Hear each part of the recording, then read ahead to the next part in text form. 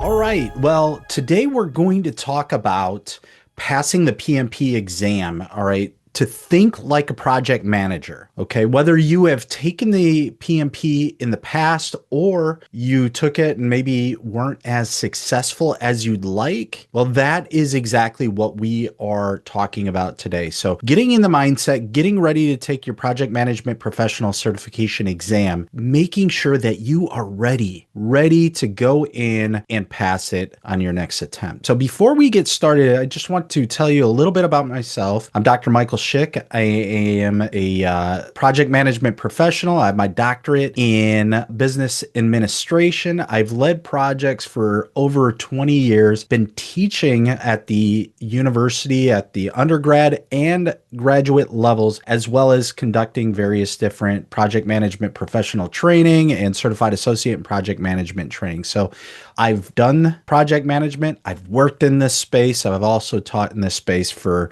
at least on the teaching side, for the better part of a decade now. So with that, let's jump in. What are we looking at? Well, today we're going to talk about the introduction. Then we're going to go in and frame and look at the testing mindset and what really happens as far as the exam itself, what PMIs or the Project Management Institute's hidden expectations likely are, as well as common mistakes that lead to our failures as we attempt to take that exam. Now, we'll also look at shifting our mindset from the technician or the engineer into the manager or leader, the decision maker. And then we'll talk about scenario-based questions and thinking like PMI wants us to think. So looking at the key mindset patterns, looking at the difference as well as from agile to hybrid to project management mindsets, and then training our thinking as we go forward, not just for the exam, but as a project manager itself. And then what do those folks who have taken the project management professional certification and passed, what did they do maybe differently than some of us who have taken the exam and maybe not have been as successful on that go around? Now, let me say, look, this is a notoriously difficult exam. So if you had some challenges on the first exam, that's all right. In fact, I would argue you're in a very good place because you already have a little bit of an idea of what the experience is like. So you understand that it's a bit of a marathon. You have almost 4 hours of test taking that you have to sit down and keep your mind on doing. Have a little bit of an understanding of the types of questions being asked and the format in which they're being asked. So you're already sitting in a good place. So make sure you look at this as, maybe there was opportunity for improvement, but ultimately what it comes down to is now you're not walking line. So really when it comes down to it, you are actually in a very strong place. All right. So beginning with, there's very real frustration that comes along with taking the project management professional exam. That is well understood. All right. Whether you studied and you took practice tests, you did the reading, and it just didn't work out the way that you expected, or, that's what you are doing now in preparation for getting ready for the exam. That's okay. Just know that it's not simply about memorizing formulas or reviewing the process. It is about understanding the manner in which you need to take the exam. So the frustration is real. Getting ready for it is stressful. All of those things are a thing, and that's recognizable. And so the real problem isn't necessarily the content itself. It is thinking like a student, looking at it from a transactional perspective rather than from a leadership perspective, understanding that you as a leader are going to, as a project manager, you're the leader, you're the decision maker. So looking at it through that lens rather than a transactional, all right, well, I need to do X so I can have Y outcome. That's not what we're trying to do. We're not trying to memorize the information, and certainly you need to understand the information, but it's not that rote memorization. You're not being evaluated necessarily on how you think. I should take that back. It's not necessarily about what you think, it's how you think. How do you come to a conclusion? How do you make the right decisions? And are you able to lead? Not simply just go through a Rolodex of information on how to decide. So you want to be able to make the right decisions under pressure, and that's what Management Institute wants to see from you as a project leader. So the good news is you don't necessarily need more content per se, just understanding the new approach and then being able to implement that approach into action through test simulations and working with your peers and coaches as you get ready for either the first time you're taking the exam or your retake of the exam. So making sure that you have the confidence, taking these mindsets, embodying them, and then being able to action. So think like a project management professional. It's not a matter of being harder. It's getting used to the types of questions and then being able to execute and from simply understanding the textbook and then, looking at your decision-making capabilities. So it's taking PMI's logic and understanding and project management and putting it over your personal logic and understanding. So we want to reframe our mindset. We want to start shifting the way we look at this information. So if it's not really about memorization, what is it about? All right. It's testing your judgment.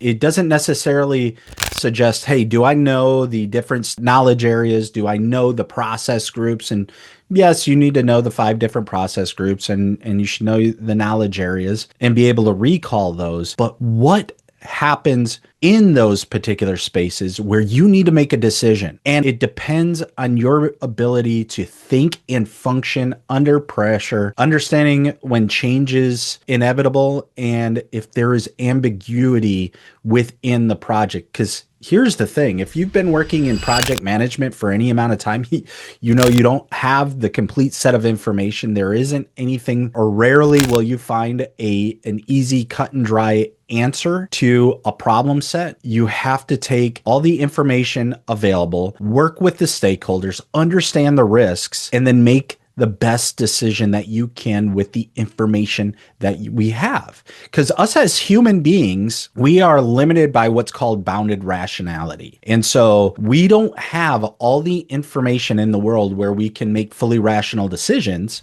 Because, even with the internet and AI, and I'd argue AI is helping us get closer to making fully rational decisions, we're still a long ways off. And even from an AI perspective, there are hallucinations, there's misinformation that's provided.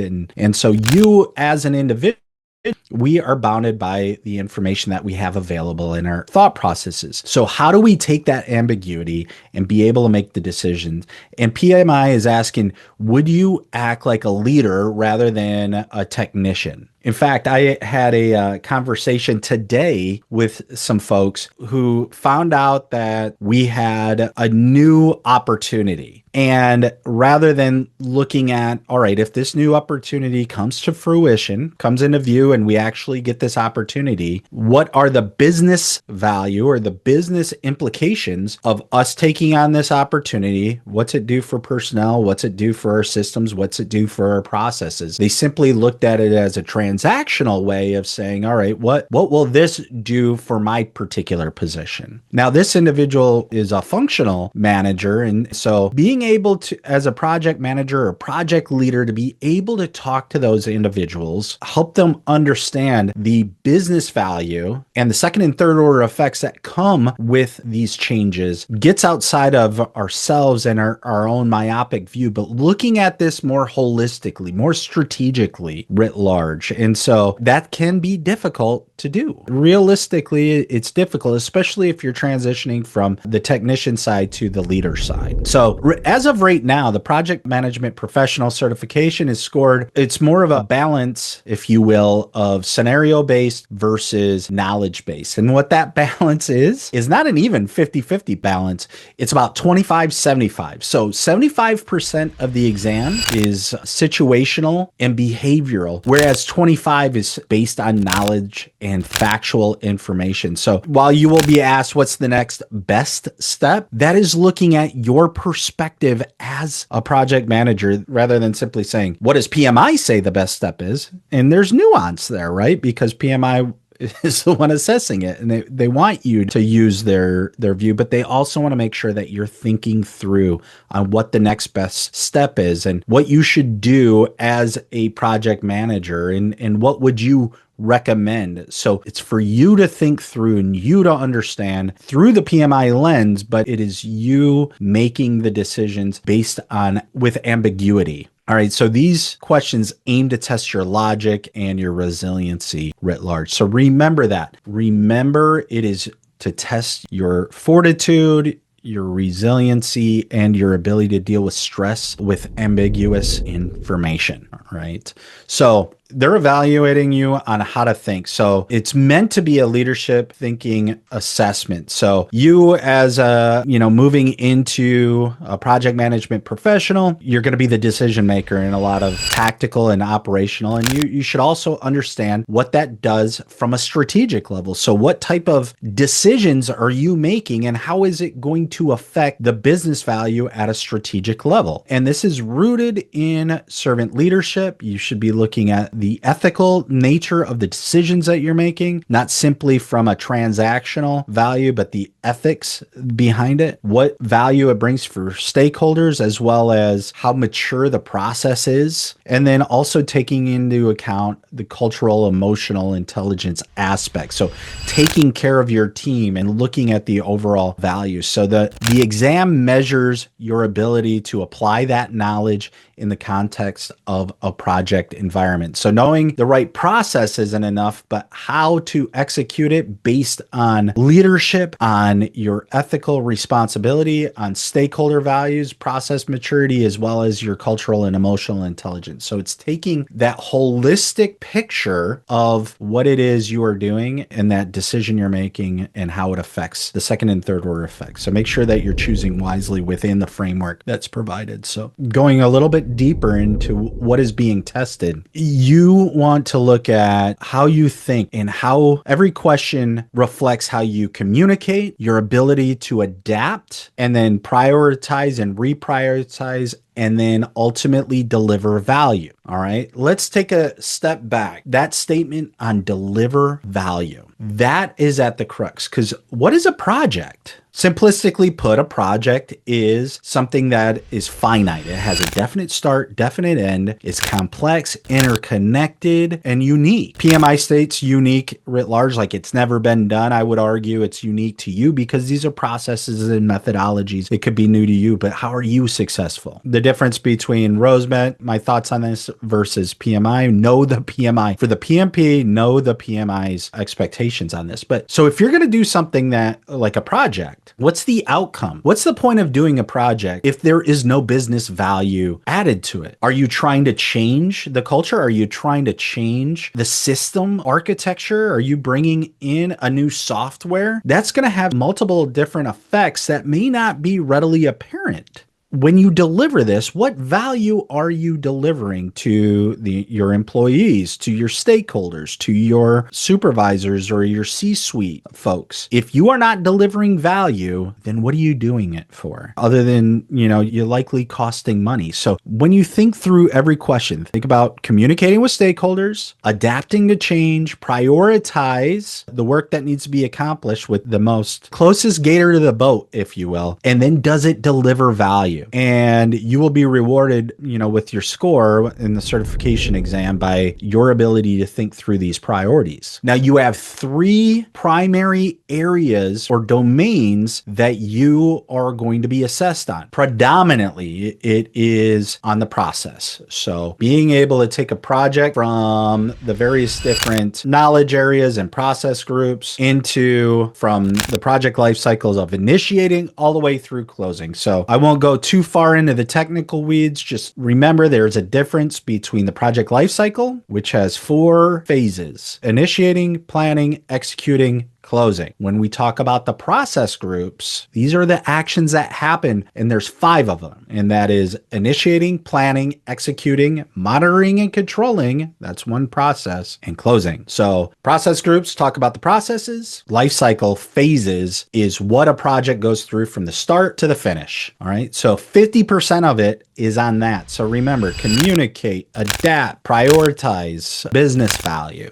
People is the next largest at 42%. So in these two domains, you're talking about 92% of the exam is focused on people and process, whereas the business environment, such as delivering value and aligning your organizational strategy, is 8% of the exam. So these domains attempt to reflect real world practices that you as a project leader are going to face. Now, to be clear, just because there's 8% of the business environment, the exam's on 8% of it, doesn't mean that's any less important. If you don't know the business environment and you ace people and you ace processes, but you don't do very well on business environment, unfortunately, you're not going to pass the exam. So you could PMI doesn't score based on actual 100% or 92%. But let's just say hypothetically you got that 92%. Well, and you didn't do well in business environment, you would still fail the certification exam. So it's important to know all three domains. Now, what PMI cares about? They want leaders who make ethical decisions and are able to take strategic choices. So you, as a leader, these should go without saying, but as you're thinking through and you're answering questions, think about this, all right? When you're dealing with stakeholders, you want to include everyone rather than ignoring anybody, all right? So if there's a question on the exam that says, hey, hypothetically speaking, I'm just making this up right now, the project sponsor isn't aware of this particular issue, but should you include that person or not? I would go with yes for a few reasons. One, it's the right thing to do. Two, they're the project sponsor, so they're leading, they're signing off, and they're the ones who are allowing resources to be applied, and they're the champion over the project. And you as the project manager are executing that. But also there's a saying, bad news doesn't get better over time. So the more you exclude a project sponsor or any stakeholders for that matter, you are creating more of challenges and putting the project in greater jeopardy. Look towards inclusion rather than isolation. When you look at value delivery, focus on delivering outcomes rather than just checking a box. Okay. So are you creating value, or are you just basically doing what the various different things that you need to do in that process group? Okay. Create value. Then when it comes to risk-based thinking, you want to be proactive in addressing risk, whether it's an opportunity, an opportunity being a risk that you can actually take and then add value, or it is more of a threat. And so you need to take proper precautions to address those risks and then escalate responsibility. If it's a functional manager, work with the functional manager. If it needs to go to the project sponsor, bring it to the project sponsor. Again, but that goes back to the collaboration, including, and then agile versus predictive. So adapt what delivers the most value. So providing that you don't have massive creep, whether it be in scope or in schedule or in cost, quality, work with stakeholders to get to the best value. And then if your customer client or your project sponsor says, yes, I've got all the information, but I still say no, then okay, you collaborated with the stakeholders, you identified and offered what has the most value through your lens, and the project sponsor or the customer client say, no, thank you. You've done exactly what you need to do. All right. A PMI does not reward what your boss does. It won't reward what you do in your current position as a project manager in your job. It will reward what PMI says the ideal project manager would do. So think through inclusion, make sure you're delivering outcomes, you're adapting to the most valuable, and you are proactive in dealing with risks. All right. I touched on this in the last slide. Your habits, your boss's habits, leave that outside of the test center. Whether you're taking the test at home or at a testing center, that does not belong in this discussion. PMI wants to hear your ability and understand your ability to deal with stress and answer questions, deal with change, adapt through their lens, not yours. So even if you're used to going down path X and PMI suggests you go down path Z, then for the test, you go down path Z. Now, it sounds like I may be talking out of both sides of my mouth on that. The truth of the matter is this: PMI, based on a constellation of researchers and practitioners all suggest these both theoretical and applied approach is the right way to go about doing that. Whether it's theoretical or it's quantitatively validated, meaning it's taken surveys, they've ran tests, they've ran analyses. These are the right ways to do it. So to go, your organization may be doing it differently, and you got to run that balance between what your organization does and what, practically and academically is suggested is the right way. Now, you should, and it's recommended you do this, but this the way that PMI recommends because it's been researched, it's been validated. Not only is it appropriate for the exam, but what I'm trying to articulate here is you ought to be doing this. If you do it differently at your job, recognize it for what it is and make sure you answer in the PMI approach as you go forward. Okay. All right. So answer based on, is it ethical? Is it scalable? Is it value aligned? What's best for your project, your team, as well as the enterprise? So the people you work with, the project and outcomes itself, as well as the organization. So choose based on values. So PMI has several different expectations. So, we just said, make sure that it's strategic and value based, but you're being an ethical leader. So you're the decision maker and you are going to be under pressure. There may be, cost constraints. There may be coupled with schedule constraints, and everybody's looking at you to pull that rabbit out of the hat type of scenario. There is seemingly no win situation, and it's for you to figure out how to get there and based on the right and left limits that you have available. So keep in mind, what is the strategic value that you are providing, and then keep that into view and focus all your efforts around that. Engage with stakeholders. Make sure that you're ethical in your approach. And the exam tests what you do when things go wrong, not necessarily when they go right. And if you think about it, that's life in general. So PMI doesn't expect the project managers to be some form of hero, but you got to lead, and you got to lead it the right way, keeping the ends in mind, making sure that you're being ethical and you're empowering teams, and you escalate and you include those who need to be included right from the get-go. You are the leader and manager. You're not expected to be the end-all, be-all for everything, okay? Communicate, be transparent. Bad news doesn't get better with time, as I've already said, but to be a good project manager, you need to be able to communicate, keep people aware, be able to delegate, pull in information, and include people to make the right decision as you move forward. So, all right, you want to be that leader over the technician, and certainly perfection is the enemy of good enough. All right. If you're within specifications, you're meeting stakeholder and your customer client specifications, you are on point. Okay.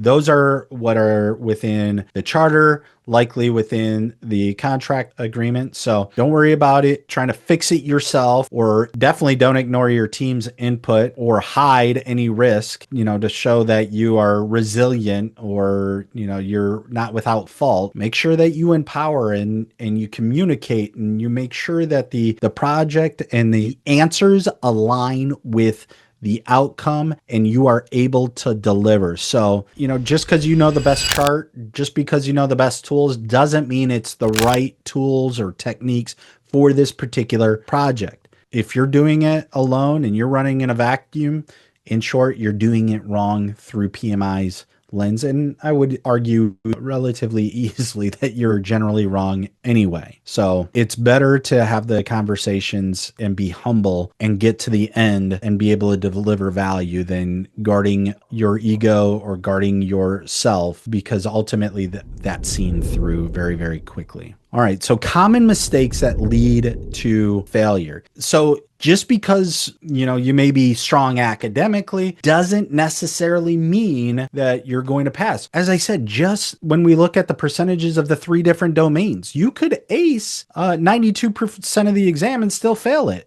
When the objective measure as it comes to academia, a 92%, depending on where you live in the world, is an A, maybe an A minus, but you could still fail fail the test. So it's not necessarily that rote memorization. And this doesn't necessarily say you're unprepared. All right. You need to be able to filter out the information through PMI lens and ask what PMI would do rather than what you would do, and or what the ideal project manager would do in a given situation with PMI's guidance. So the first mistake that we need to discuss, and I've been kind of hitting this pretty hard from the get-go, is memorizing over mindset. You don't want to just simply memorize the transactional nature of the information. You need to understand it, but what you need to do is, work through the judgment. You don't pass simply on inputs, tools, techniques, as well as out. Rote memorization will constantly put you below the target. So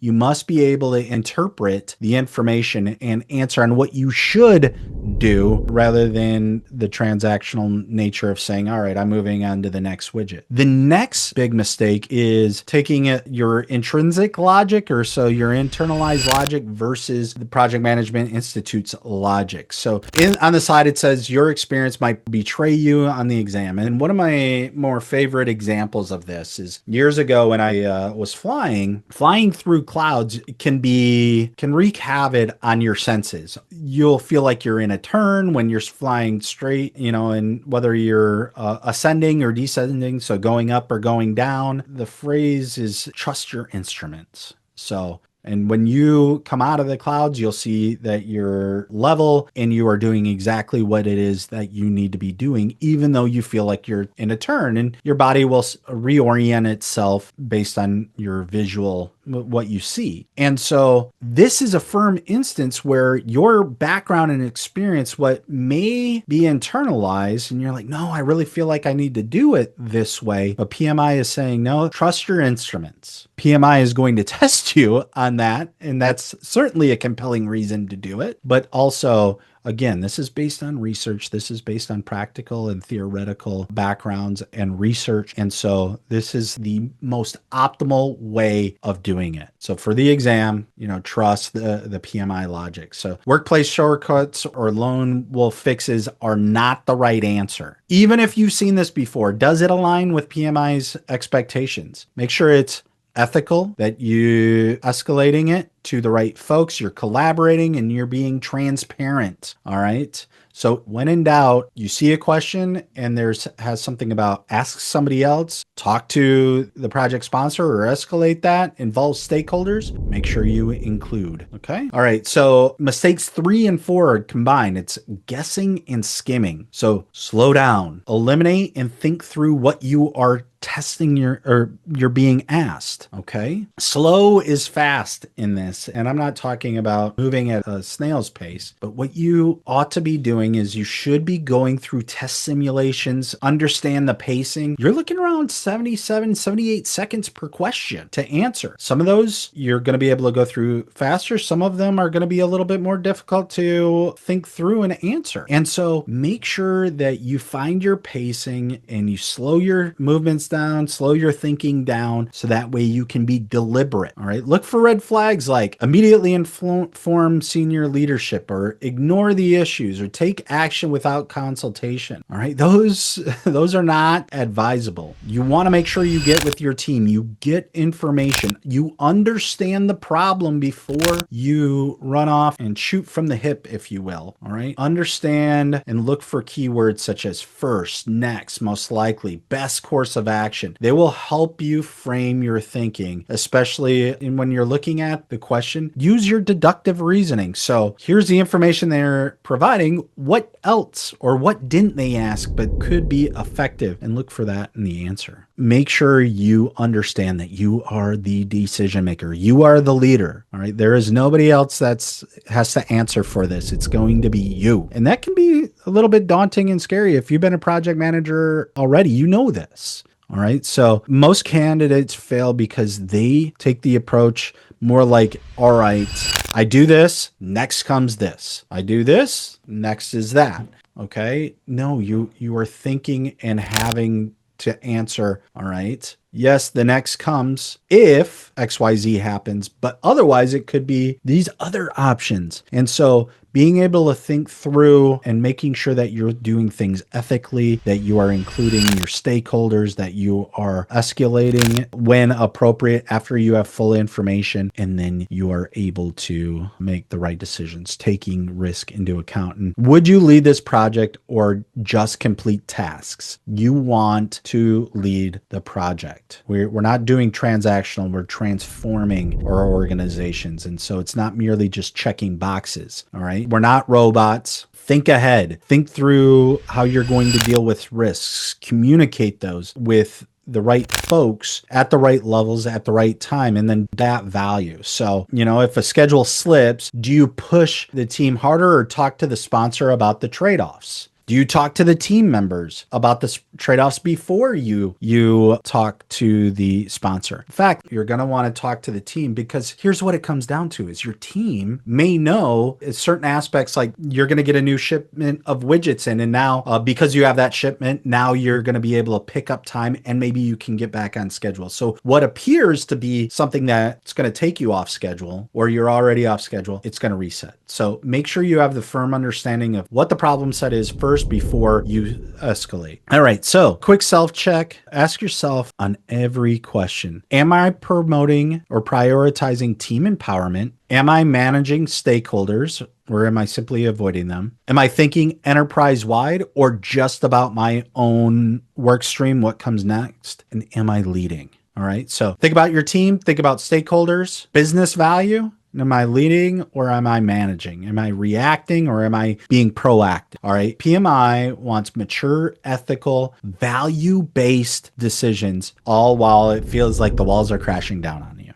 All right. So the scenario-based thinking, all right, the scenarios are based to look at your leadership. So you want to set up the project environment, understand the project environment in the framework of the question being asked in the moment. Is there something is there a disruption? So as something goes wrong or does it change? What should you do? And then what action should you take? And choose from the 4 decisions. So the question sets that environment, sets the stage, if you will. Something happens. What should you do out of these 4 options? So a stakeholder requests a major change late in the project. What's the best next step? All right. So where are you? What are you doing? Do you need to go to your team? Do you need to go to the project sponsor? Do you need to set up a contract? So start going through the procurement. Think of the structure in this manner. So the setup, disruption, prompt, action. Notice that it's having you think through what you need to do. And it's not, again, I often think of the Rolodex. If you know those old Rolodexes that would have people's numbers on it, contact information, and you spin it and you kind of flip through, and you're not looking for the,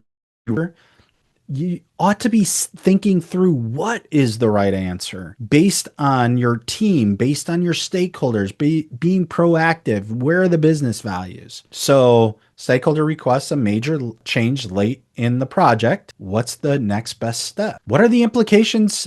Talk to your team. What are the implications? The answer is not no. You shouldn't be saying no to the customer or client without having the totality of information and the second and third order effects of what's going on. If there's a major change, that's likely going to change scope. So you're going to have to pull in more requirements, find out exactly what's going to take place. Then there's going to be a trade-off. It's going to be more expensive. It's likely going to take longer. So the cost is going to go up.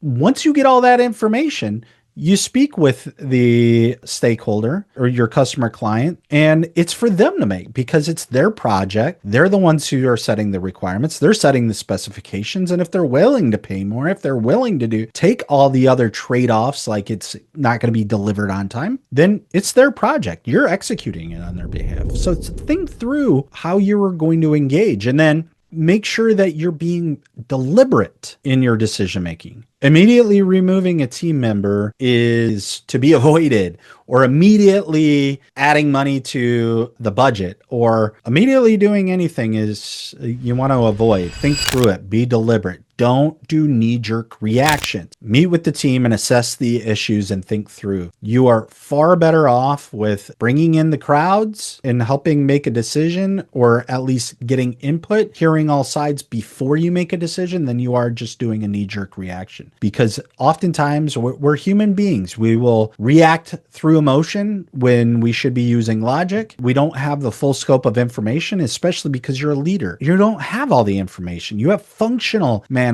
You have functional area experts that know their piece of the world better than you do. So let them feed you with that information. And then don't worry about being perceived as ignorant or, not all knowing. That's okay. Humility is okay. Understanding you don't know everything. You don't need to go around and say, hey, I know nothing. That's beside the point. You ought not be doing that. But going to the people who know better than you and willing to ask those questions, you are in a far better position. And so involve your team, assess and escalate risks, and align the process to meet the business value. Don't look for the perfect answer. Look for what is best next. That is what's important.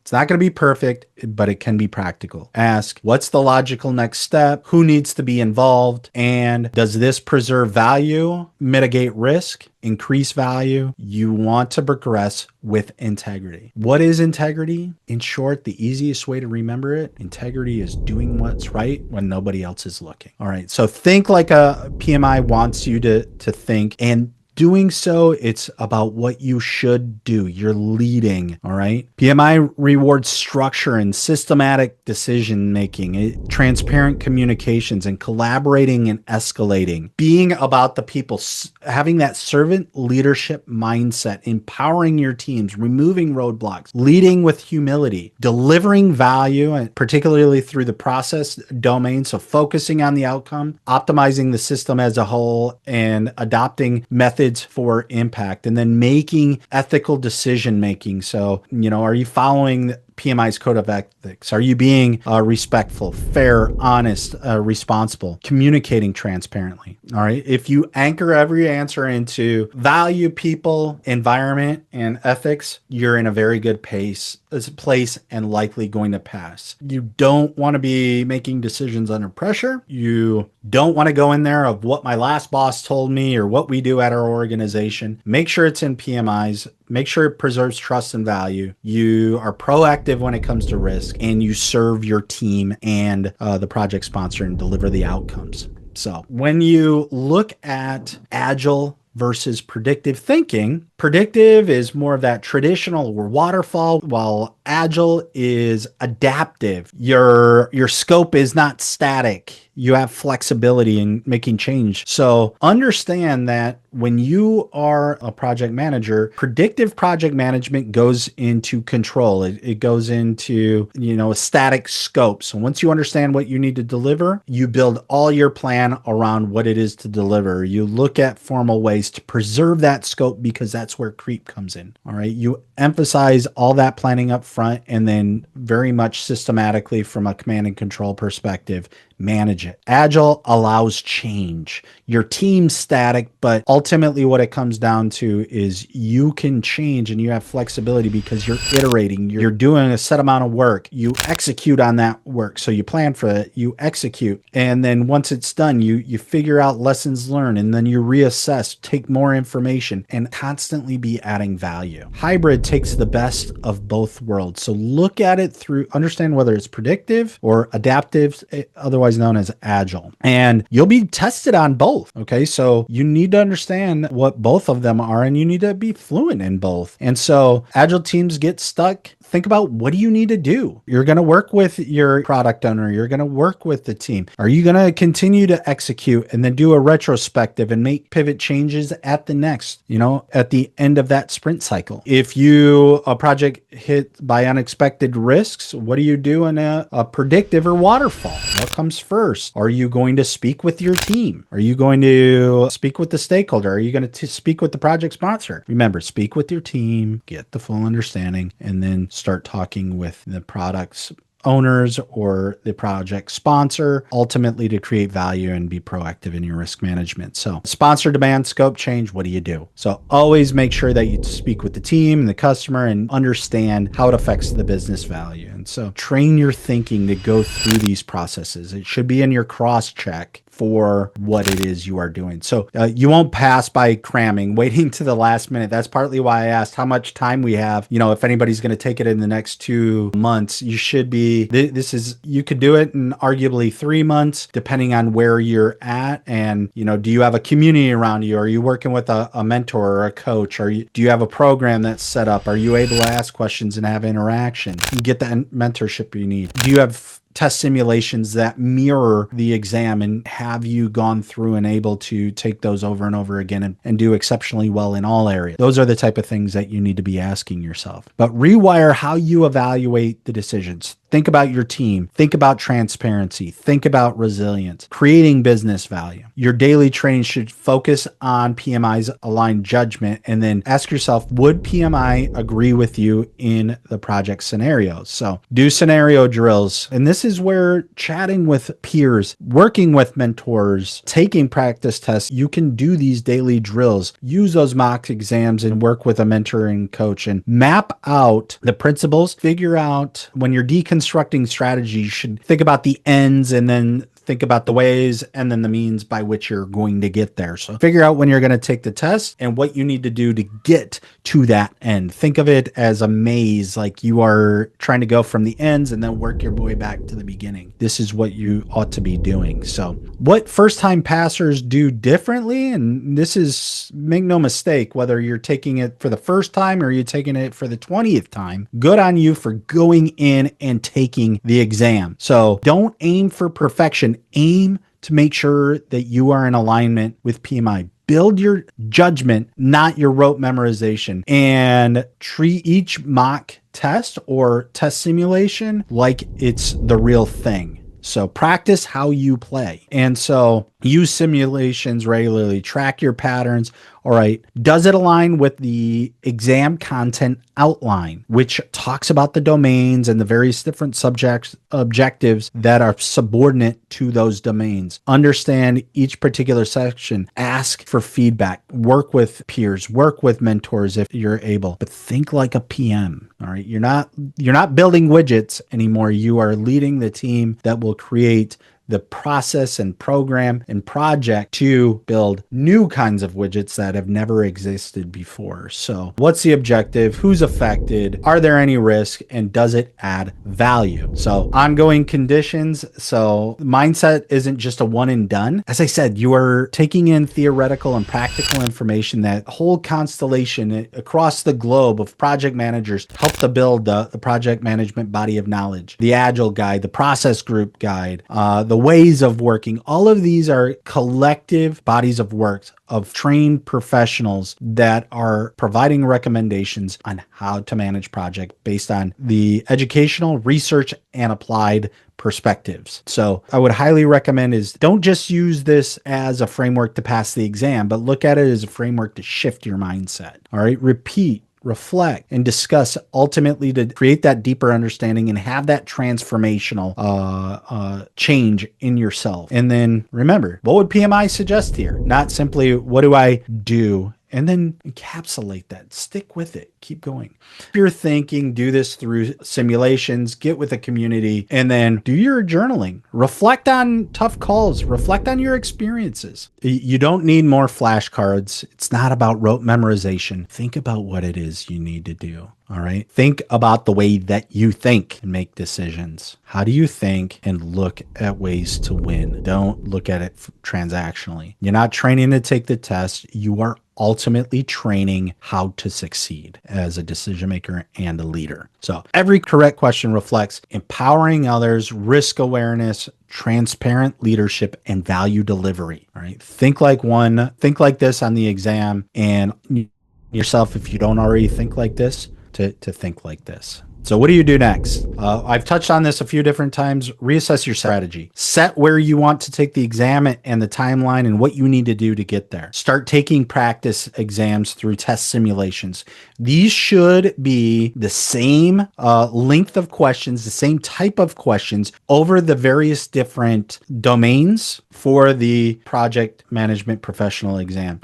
And then the question should be able to link back to each one of those areas. So that way, you know, if you get it wrong, you can refer back to the material. You can get with your mentor or sponsor. You can ask questions on a community board and ultimately shape what it is. So that way you understand it and transform into what it is you're doing. You know, become a member of a study group or coaching sections. Ultimately transform the way you're thinking and rather than recalling what it is you're doing. So, you know, we're at the end. Happily, I can say within our particular framework, we have a community. It's free. Join it. Ask questions. On our team, we have people with their PMPs. We have certified Scrum Masters.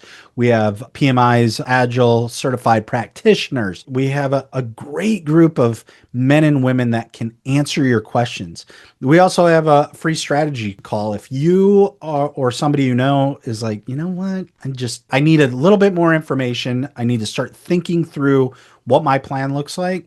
Jump on a strategy call. This, after we go through and edit this video a little bit, as far as timing and remove some of my massive delays in speech, we're going to be uploading it. And if you're watching this on YouTube, one, like and subscribe, but also, you know, go to the comments section or the description and check out the links, and you can schedule a strategy call via Calendly. If you join the community, you'll also be added to our flagship emails. We have a YouTube channel where we're taking these long form videos and posting them there, as well as breaking them down into shorts. Jump on a live. If you're become a member of our community and join our training programs, you can jump on live question and answer sessions, which we have every day. All right. It's our office hours, both for the project management professional and the certified associate project management. So ultimately, you're not left to do it on your own. We have training videos, we have readings and things of that nature. So you can do that asynchronously,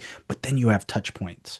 And so we take a hybrid approach, the best of both worlds, where you have the flexibility to do what you need to do when you need to do it. Ask a question, go to sleep. Our mentors and coaches will answer that. Certified mentors and coaches will answer your questions and get back with you in a relatively short amount of time. So they can help you reshape the way you're thinking. If you're part of a training program, you can jump on, you know, during your lunch hour or what have you, and ask questions and then continue on with your training. We have those test simulations that mirror. In fact, I'm happy to say we've had some clients respond back and say that our test simulations are as difficult, if not more difficult, than the exam itself. And so you can go in and take these exams, and when you're successful on these exams, you are successful.